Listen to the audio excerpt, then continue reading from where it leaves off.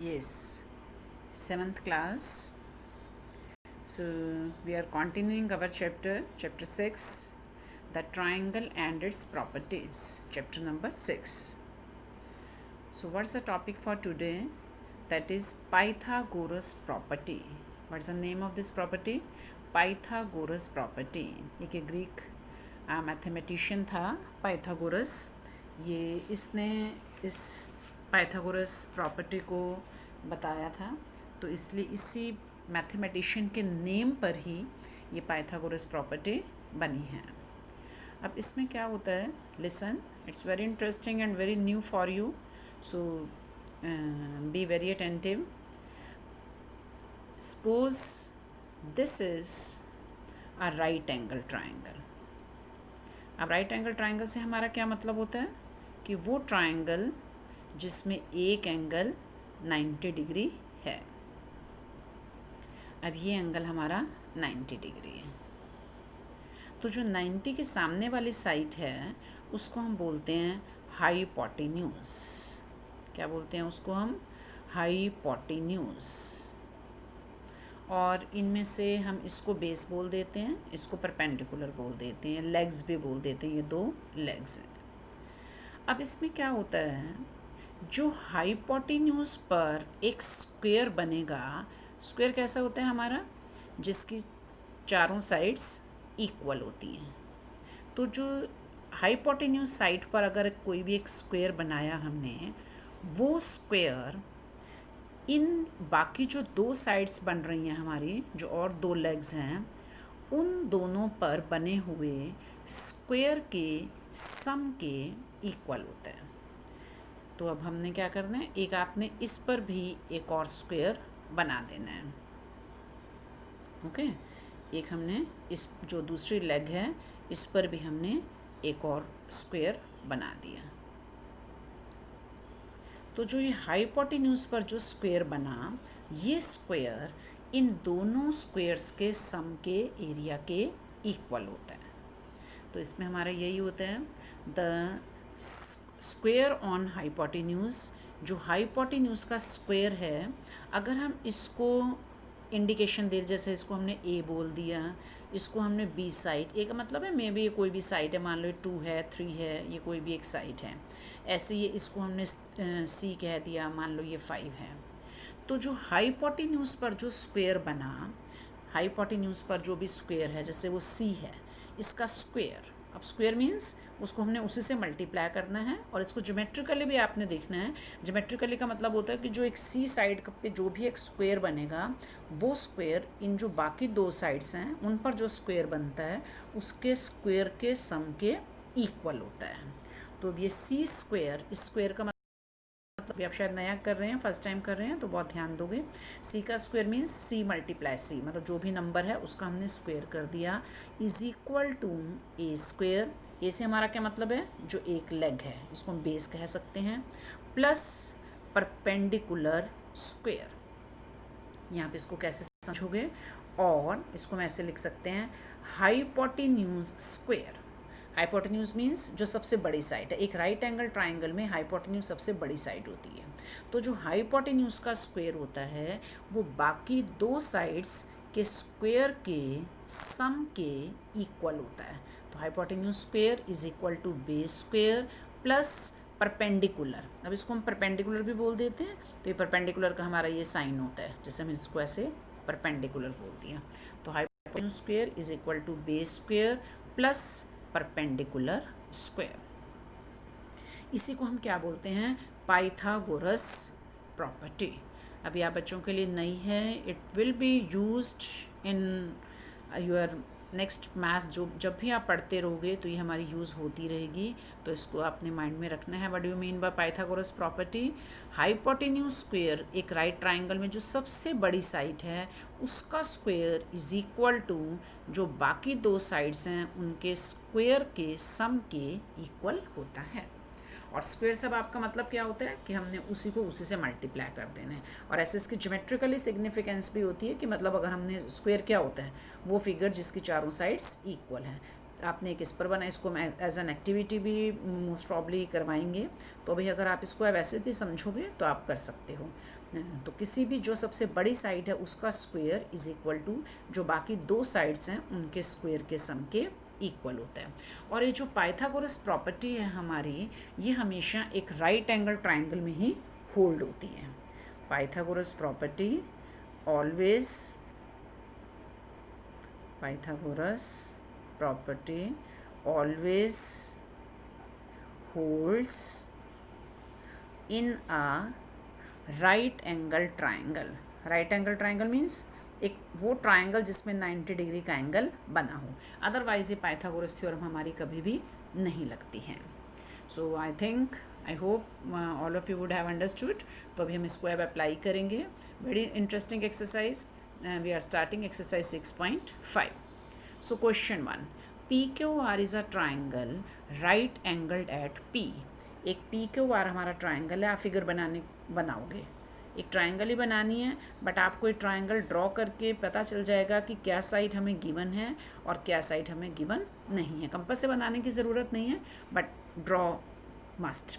तो P पर आपने 90 डिग्री बना दिया, मीन्स ये वाला एंगल हमारा 90 डिग्री है। क्यू आर आप कहीं भी नेम दे सकते हो। इसको हमने क्यू कह दिया, इसको हमने आर कह दिया। अब पी क्यू है 10 सेंटीमीटर, या फिगर में डाल दो आप। पी आर है 24, this is P R 24। Find Q R, ये हमने निकालना है। क्यू आर हमने फाइंड करना है। अब आप ये देखोगे, ये राइट एंगल ट्राइंगल है, तो ये हाइपोटेन्यूज हो गया। तो क्या प्रॉपर्टी है हमारी? Hypotenuse square is equal to base square plus perpendicular square. तो दैट मीन्स यहाँ पर हम राइट एंगल ट्राइंगल की पाइथागोरस थ्योरम की प्रॉपर्टी लगा सकते हैं। तो यूजिंग पाइथागोरस थ्योरम या पाइथागोरस प्रॉपर्टी भी हम कह देते हैं, using Pythagoras property in a right angle triangle, क्या होती है अभी है इन आ, ध्यान से देखो कैसे लिख रही हूँ मैं, right angle triangle hypotenuse square is equal to base square plus perpendicular square. अब हाइपोटेन्यूज है हमारा क्यू आर, वो हमने फाइंड करना है। तो Q R square is equal to base है पी क्यू, ये पी क्यू पे आप स्क्वायर डालोगे, प्लस परपेंडिकुलर ये है पी आर। अब क्यू आर हमने निकालना है, इसको आप एज इट इज़ रखो, जो वैल्यू आपके पास गिवन है वो डाल दोगे। पी क्यू 10 है तो यहाँ 10 पुट कर दो, 10 का स्क्वायर। ऐसे पी आर हमारा 24 है तो ये 24 का स्क्वायर।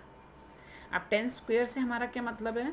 10 मल्टीप्लाई 10, 10 को आपने 2 टाइम्स मल्टीप्लाई करना है। 24 स्क्वायर से आपका क्या मतलब है? 24 मल्टीप्लाई 24। अब 10 10 सा 100। ऐसे आपने 24 को 24 से कर देना है मल्टीप्लाई, आप कर सकते हो 576। तो ये इसको ऐड करोगे तो ये आएगा हमारा 676। और इज इक्वल टू में क्या था हमारा? Q R square. या फिर आप बच्चों के लिए थोड़ा सा नया काम आ रहा है, वैसे तो थोड़ा सा जो हम माइंड लगाएं तो कर सकते हैं। हमने ये देखना है कि 676 किसका स्क्वायर होता है, तो इसको हम थोड़ा अभी कुछ 8th में भी ये काम आता है, बट एट प्रेजेंट हम इसको कर सकते हैं। आपने ये देखना है कि 676 किसका स्क्वायर है। तो आप यहाँ पर इसके प्राइम फैक्टराइजेशन करो। प्राइम फैक्टराइजेशन कैसे करोगे? 2 3 ज़ा 6, 2 3 ज़ा 2, 8 ज़ा, फिर 2 पर करेंगे हम 2 1 ज़ा 2 6 ज़ा 2 9 ज़ा। अब 169 ये हमारा 13 पर ही जाता है और किसी टेबल पर नहीं जाएगा। ये 13, ये 13 1 ज़ा और 13 3 ज़ा। फिर ये हमारा किस पर जाएगा? ये 13 पर ही जाएगा, 13 1 ज़ा। तो ये आ जाएंगे हमारे 2 टाइम्स 2 आ गया, 2 टाइम्स 13 आ गया। अब हमने ये देखना ये किसका स्क्वायर है। तो ये 2 है, इसको हम 2 का स्क्वायर लिख सकते हैं। ये 2 टाइम्स 13 है, इसको हम 13 का स्क्वायर लिख सकते हैं। तो दैट मीन्स आप इसको ऐसे लिख सकते हो 676 को 2 इंटू 13 इसका स्क्वायर। क्या लिख सकते हैं हम इसको? 2 इंटू 13 स्क्वायर। तो that means Q R square is equal to 2 को 13 से मल्टीप्लाई करो 26 का स्क्वायर। सो दिस इम्प्लाइज, ये दिस इम्प्लाइज का साइन है, this implies Q R is equal to, अभी देखो क्यू आर का स्क्वायर है और उधर भी 26 का स्क्वायर है, तो दैट मीन्स क्यू आर की वैल्यू क्या होनी चाहिए हमारी 26 होनी चाहिए। मतलब हम दोनों तरफ ऐसे स्क्वायर से स्क्वायर कट कर सकते हैं, क्योंकि 26 का स्क्वायर ही 26 के स्क्वायर के इक्वल है। 2 का स्क्वायर 3 के स्क्वायर के कभी इक्वल नहीं हो सकेगा। 2 का स्क्वायर का मतलब है 2 को 2 से करना है, 3 का स्क्वायर का मतलब है 3 को 3 से करना है। तो अभी 26 का स्क्वायर है, तो दैट मीन्स क्यू आर की वैल्यू हमारी क्या आ जाएगी 26 centimetre. Now we are coming to question 3. Question 2 I am leaving for you. Question 3 we are doing now. A 15-meter long ladder reached a window 12-meter high from the ground. On placing it against a wall at a distance A. या figure देखोगे, figure at present it is drawn in the book, but if it is not drawn then you can draw yourself, बहुत easy है। अब जैसे ये ladder है एक, इसको हमने एक वॉल के सहारे, एक दीवार के सहारे खड़ा किया हुआ है, और ये जो लैडर हमने लगाई है वो ग्राउंड से 12 मीटर की, मतलब जो ग्राउंड नीचे से जो हाइट है जहाँ तक वो विंडो जा रही है, ये हाइट हमारी 12 मीटर है। मतलब ये कोई विंडो है, यहाँ तक हमने लैडर लगाई है, तो उस विंडो का जो ग्राउंड से डिस्टेंस है, ये विंडो है, ये विंडो है हमारी। तो यहाँ से हमने यहाँ पर हमने एक लैडर लगा दी। लैडर की लेंथ है 15 मीटर और विंडो की ग्राउंड से हाइट कितनी है 12 मीटर। तो हमने क्या निकालना है, find the distance of the foot of the ladder. ये लैडर का फुट हो जाएगा हमारा, मतलब हमने इसको नेम दे देना है। यहाँ इसको फिलहाल इन्होंने लैडर बनाई है तो हमें लग रहा है कि कुछ फिगर अलग हो गई है, अदरवाइज़ वेरी सिंपल। बस ये हमारी 12 मीटर है, ये लैडर है 15 मीटर, और हमने क्या निकालना है, इस लैडर के फुट का, ये लैडर का फुट है, फुट मीन्स जैसे पाँव हमारे नीचे ही होते हैं, तो लैडर का फुट ये है, इसका इस वॉल से डिस्टेंस कितना है, तो दैट मीन्स ये डिस्टेंस हमने निकालना है। तो ए कह दिया, ये हमने बी कह दिया, ये हमने सी कह दिया। तो दैट मीन्स इस क्वेश्चन में हमने क्या फाइंड करना है, बी सी करना है। सो सॉल्यूशन इज, अब इस फिगर में ये लैडर है, तो ये हमारी ये हाइपोटेन्यूज बन जाएगी, और जो वॉल की हाइट है वो तो सीधी, जो हाइट है विंडो है वो तो बिल्कुल सीधी होगी, तो दैट मीन्स इस एंगल को हम क्या ट्रीट कर सकते हैं 90 डिग्री। तो ये hypotenuse square in right angle triangle, ये क्या नाम है इसमें दिया हमने ABC। तो यूजिंग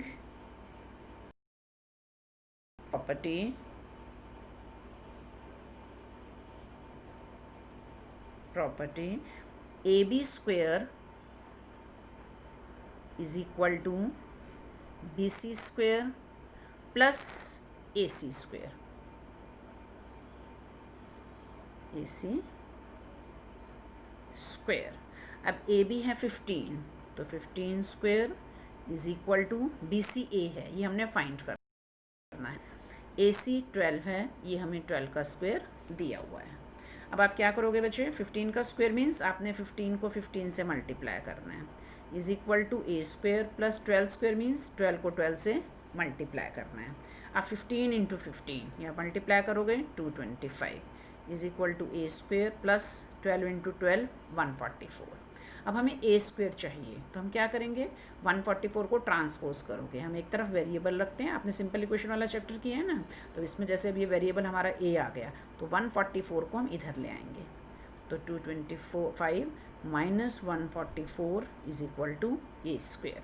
अब आप माइनस करोगे तो ये आ गया हमारा 81। आप ऑरली भी बता सकते हो कि 81 किसका स्क्वायर होता है 9 का, अदरवाइज़ इसको भी आप वैसे ही प्राइम फैक्टराइजेशन से निकाल कर देख सकते हो, इससे पहले 3 पर जाएगा फिर 3 पर जाएगा, तो ऐसे भी कर सकते हो आप। अदरवाइज़ ये ऑरली भी आता है, तो ये A आ जाएगा हमारा 9 मीटर।